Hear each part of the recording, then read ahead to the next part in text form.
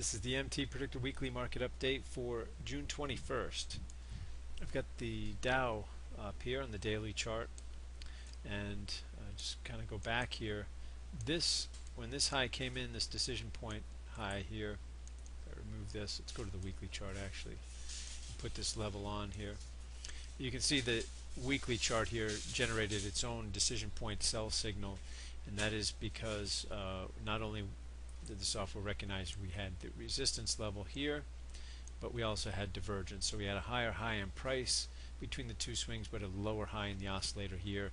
That created the divergence. That's why the software gave the signal. If I put the analysis on this particular trade setup, just with the right click here, you can see the entry stop and target on that.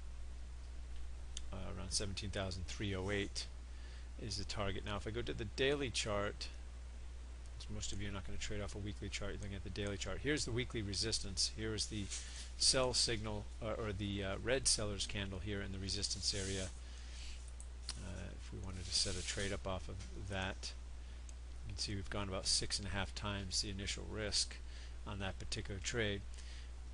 Right, but what's interesting here, why I think this isn't going to be an important area, we projected this wave 2 or B. We look at this as a potential wave 2 area here, because of the significant high here.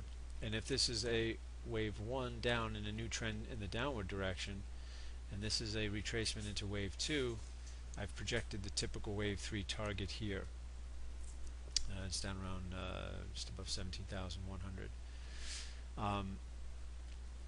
What I want to see here, now we did get options expiration. You can see we had sellers overcoming buyers in wave 2. Now we could go right from here, we could begin to head into wave 3, or we could have our initial rally here. We could have it form an ABC corrective move in wave 2, which actually would be a better, might even be a better setup than this currently.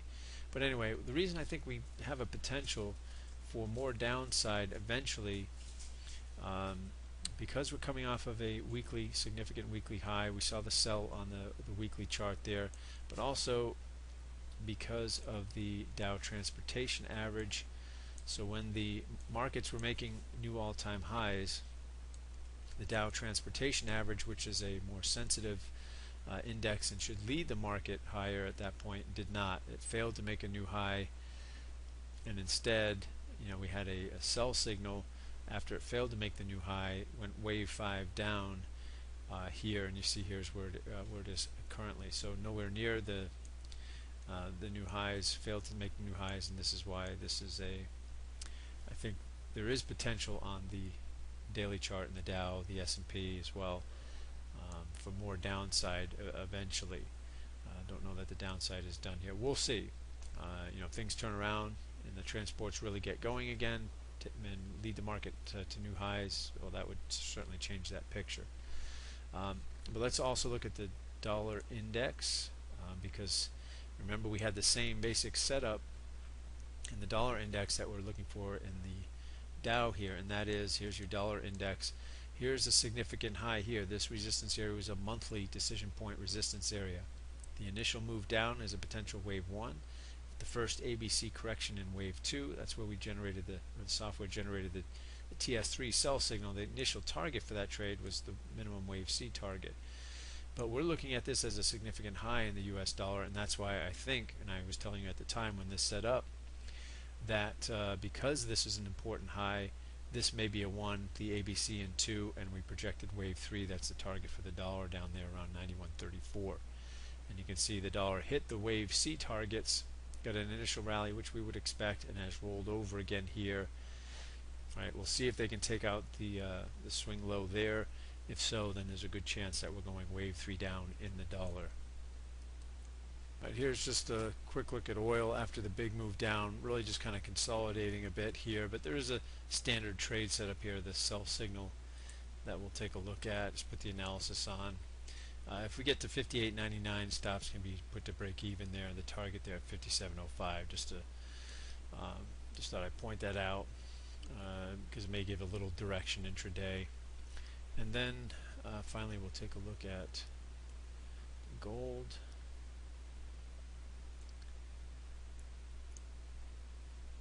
And we'll have to look at at the continuous contract here, and I think I want to look at the weekly chart, but let's just see. Let